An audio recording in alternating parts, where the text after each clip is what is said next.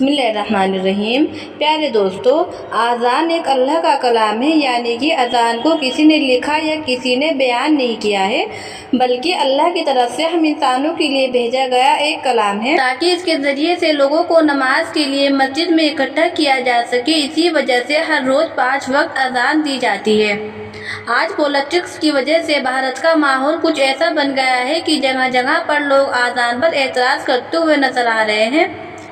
یہ لوگ شاید اس بات کو بھول گئے ہیں کہ جب اللہ کا عذاب آتا ہے تو انسان کو سنبھلنے تک کا موقع نہیں ملتا اور انسان تباہ برباد ہو کر رہ جاتا ہے۔ حال ہی کی خبر ہے کہ اتر پردیش کے مکھیہ منتری یوگی آدتیہ ناتھ نے حال ہی میں کہا ہے کہ اب اتر پردیش کی سڑکوں پر کوئی نماز پڑھنے کی ہمت نہیں کرتا۔ مسجدوں میں ہم نے مائک ہٹا دیے ہیں۔ اگلے 5 برسوں میں لوگ مسجدوں سے نکلنے والی چیخ یعنی اذان کو چیخ کہہ رہے ہیں کہ مسجدوں سے نکلنے والی چیخ بھول جائیں گے۔ تو دوستو، آپ لوگ اس پر کیا کہیں گے؟ کمنٹ میں ضرور بتائیے گا۔ اور یاد رہے، اتر پردیش میں 65 کروڑ مسلم لوگ رہتے ہیں۔ تو خیر دوستو، آج کی اس ویڈیو میں ہم آپ کو ایک ایسے شخص کے بارے میں بتانے والے ہیں جو اذان سے سخت نفرت کیا کرتا تھا، اور یہی نہیں، ایک بار تو اس نے اذان دینے والے کو گالیاں دی اور اسے تھپڑ بھی مار دیا اور اذان بھی بند کر دی۔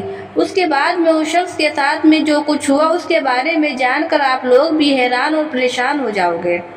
اس لیے آج کا یہ ویڈیو آپ سبھی کے لیے بہت ہی خاص ہے۔ آپ ہندو ہو یا مسلم، آپ اسی ویڈیو کو آخر تک ضرور دیکھیے۔ بہت پہلے کی بات ہے، کسی پوسٹ پر ایک بہت بڑے آفیسر تھے۔ ایک بار کسی خاص کام کی وجہ سے اس کا تبادلہ یعنی اس کا ٹرانسفر مسلم علاقے میں ہو گیا تھا۔ اتفاق سے اس کو جو وہاں پر رہنے کے لیے جو سرکاری مکان ملا، اس کے قریب میں ہی ایک مسجد تھی جس میں 5 ٹائم روزانہ اذان دی جاتی تھی۔ ایک دن وہ آفیسر اپنے مکان کے اندر سو رہا تھا کہ اتنے میں مسجد میں فجر کی اذان ہونے لگی، یعنی کہ اس کے کانوں میں اذان کی آواز زور سے پڑنے لگی، جس سے اس آفیسر کی آنکھ کھل گئی۔ یہ دیکھ کر اس آفیسر کو بہت غصہ آیا، اسی لیے وہ اٹھ کر مسجد میں گھس گیا اور مؤذن کو یعنی اذان دینے والوں کو اپنے پاس بلایا اور اسے کہنے لگا کہ کل سے صبح کی اذان لاؤڈ اسپیکر میں مت دینا، کیونکہ میرا گھر مسجد کے قریب میں ہے اور صبح اذان کی وجہ سے میری نیند میں خلل پیدا ہوتی ہے، یعنی میری نیند خراب ہوتی ہے۔ یہ سن کر اذان دینے والے مؤذن نے کہا کہ صاحب، یہ تو اللہ کا کلام ہے، اس کو سن کر تو صبح صبح دل کو سکون پہنچنا چاہیے، اور اگر میں صبح صبح لاؤڈ اسپیکر میں اذان نہیں دوں گا تو جو بوڑھے بزرگ لوگ ہیں ان کی آنکھ کیسے کھلے گی؟ اور یہی نہیں، بہت سے بوڑھے بزرگ لوگ ایسے بھی ہیں جن کے پاس وقت دیکھنے کے لیے گھڑی بھی نہیں ہے، یا پھر ان کو گھڑی میں ٹائم دیکھنا نہیں آتا۔ ایسے لوگ تو صبح صبح اذان کی آواز سن کر ہی مسجد میں نماز پڑھنے کے لیے آتے ہیں۔ اور صاحب، اذان کی آواز سن کر آپ بھی جلدی صبح اٹھ جایا کرو، اس سے آپ کو بھی بہت زیادہ فائدہ ہوگا۔ صبح صبح جلدی اٹھ کر آپ بھی پیدل چلا کرو، اس سے آپ کے جسم کو بھی کافی فائدہ حاصل ہوگا۔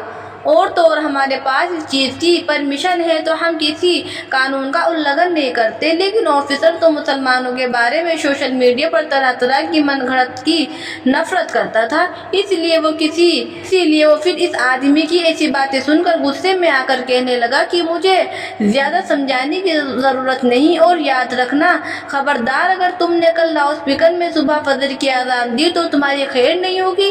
اور ایسے ہی اس آفیسر نے اذان دینے والے شخص کو کھری کھوٹی سنا کر بھیج دیا، مگر اس اذان دینے والے نے اس آفیسر کی بات پر کچھ خاص دھیان نہیں دیا، کیونکہ مسجد کے پاس پرشاسن سے لیا گیا لکھت پرمیشن تھا، اور اسی لیے پھر اس نے اگلے دن صبح فجر کے وقت میں لاؤڈ اسپیکر میں اذان دے دی۔ جیسے ہی صبح صبح اس آفیسر نے اذان کی آواز سنی تو غصے سے لال ہو گیا، اور وہ فوراً اس اذان دینے والے کے پاس آیا اور اس کو برا بھلا کہنے لگا، اور یہی نہیں، غصے میں اس نے اس اذان دینے والے کو تھپڑ مار دیا اور کہنے لگا کہ میں نے تم کو کل کتنا سمجھایا تھا کہ صبح اذان کی آواز سے میری نیند خراب ہوتی ہے، اس لیے لاؤڈ اسپیکر میں اذان مت دینا، لیکن تم نے میری بات پر دھیان نہیں دیا۔ بیچارہ اذان دینے والا اس آفیسر کو کیا کہتا، وہ تھپڑ کھا کر رونے لگا اور دل ہی دل میں اللہ تعالیٰ سے دعا کرنے لگا، یا اللہ، جس نے اس اذان کو دینے والے بندے پر ظلم کیا ہے تو اسے اپنے عذاب میں مبتلا کر دے، ایسی سزا دے کہ اس کی عقل ٹھکانے آ جائے۔ جیسے ہی مؤذن کی آواز اللہ کی بارگاہ میں پہنچی تو اللہ تبارک و تعالیٰ نے اس کی دعا قبول کر لی۔ اسی دن اس آفیسر پر عذاب نازل ہو گیا، یعنی کہ اسی رات وہ اللہ کی پکڑ میں آ گیا۔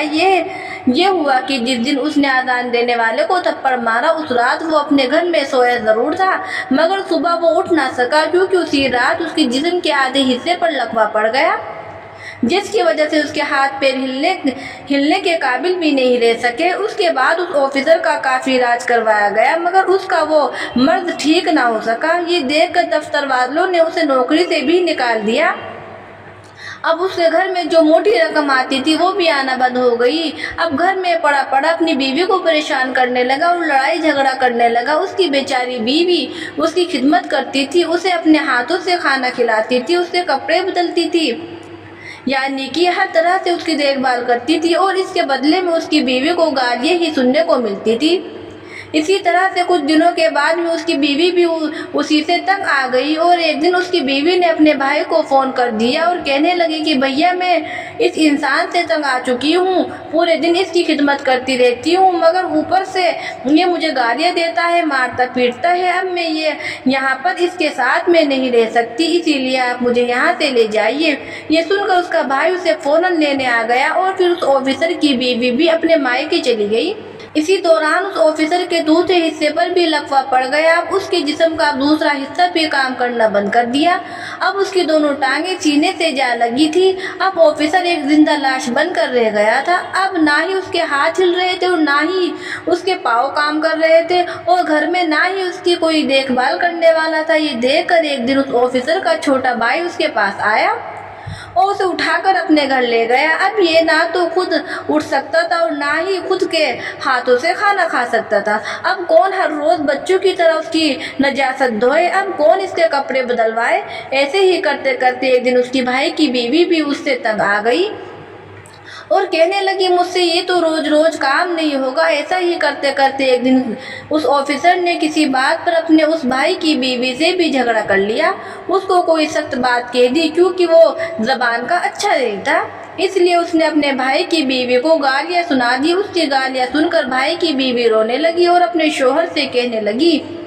اب یا تو اس گھر میں تمہارا بھائی رہے گا یا پھر میں رہوں گی۔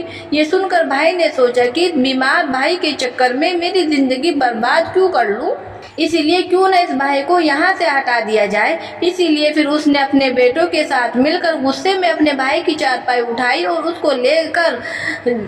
کو لے جا کر سڑک کے کنارے پر رکھ دیا جہاں مسجد تھی۔